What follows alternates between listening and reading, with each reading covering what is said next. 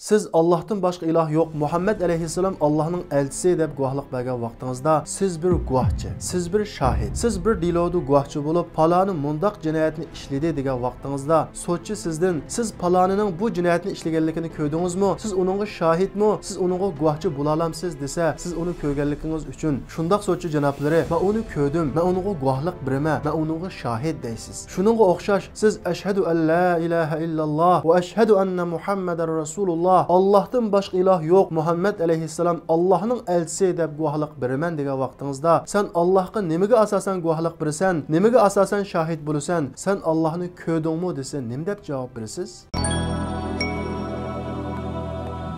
Biz etrafımız qarab tefekkür qilgan vaqtimizda bütün kainatdagi hamma narsalarning Allohga shahidlik beradiganligini, Allohga guvohlik beradiganligini ko'ralaymiz. Masalan, bir olma qarab tefekkür qilib baqaylik. Bir olmaning olma bo'lishi uchun uningga quyosh nuri kerak, uningga suv kerak, uningga tuproq kerak, uningga havo, oksigen kerak. Demak, bir olma bo'lishi uchun o'zidan necha hassa, necha million hassa cho'ngliqdagi quyoshni, suvni, tuproqni, havoni o'ziga xizmat qildirdi. Acaba olmada shuncha narsalarni o'ziga xizmat qildirgudek kuch-qudrat bormi? Quyoshni, havoni, tuproqni, suvni o'ziga xizmat qildirish uchun bu narsalarni bo'ysundirgudek bir qudratga ega bo'lishi kerak va o'ziga loyiq shaklda so'mirishi uchun uningda ilm bo'lishi kerak va iroda bo'lishi kerak. Olmada bu narsalarning hech qaysi yo'q. Bir ojiz, kuchsiz narsa o'zining kuchidan, qudratidan necha hassa cho'ngliqdagi bir ishni tavratgan bo'lsa yoki harakatlantirgan bo'lsa, shu narsalarni tavratgudek, shu narsalarga kuch yetadigan bir narsaga tayandi va shuning kuchi bilan qildi demakdir. Masalan, bir askar necha ming odamni bir yerga to'plab harakatlantirolmaydi. Ammo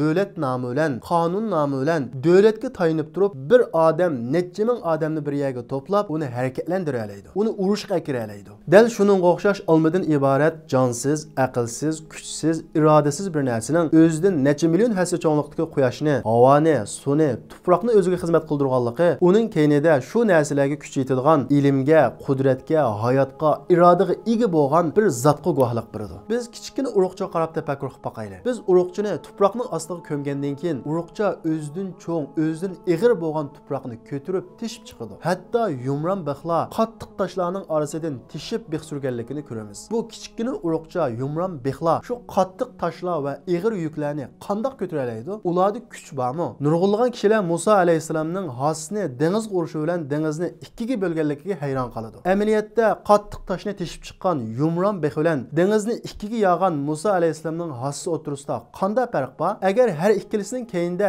cheksiz qudratga sahib bo'lgan bir kuchni bor deb qaramasak, har ikkilisi aqlga muvofiq emas. Shuning uchun har ikkilisi keyinida cheksiz qudratga ega bo'lgan bir zotning borligiga shohidlik beradi. Yumron bex qattiq toshni qandoq tashgan bo'lsa, Musa alayhisolamning kichkina hossi dengizni shundoq yog'an. Atrofimizdagi hayvonlarga qarasaqmi, butun hayvonlarning Allohga shohidlik, Allohga guvohlik beradiganligini ko'ralaymiz. Masalan, kaladan bizga foydali va biz ehtiyojli bo'lgan süt chiqadi. Sütning tarkibida bizning badanimizga foydali va ehtiyojli bo'lgan har xil vitaminlar, oqsil, karbon suv birikmasi, may, temir, natriy qatorliq nurg'ulg'an moddalar bor. Buncha foydali elementlarni o'z ichiga olgan narsani bir aqlsiz hayvon ishlab chiqaradi. Bu aqlsiz hayvon ishlab chiqargan narsani necha yuz, hatto necha ming professorlar birlashib ishlab chiqara oladi? Chiqarolmaydi. Nimishqa? Inson faqat Alloh yaratib, tayyorlab bergan narsadan kashfiyotlarni ijod qilib bizga sunadi. Ya'ni inson qanchalik taraqqiy qilib ketsin, faqat vositachilik rolini o'ynaydi. Aqlli inson yasab chiqarmagan narsani aqlsiz hayvon albatta yasab chiqarmaydi. Undaqda sutni kim chiqaradi? Cheksiz qudrat va cheksiz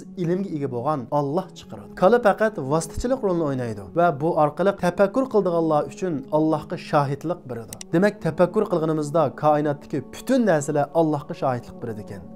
Endi sizmi keskin holda Allohga shohidlik bera olamsiz?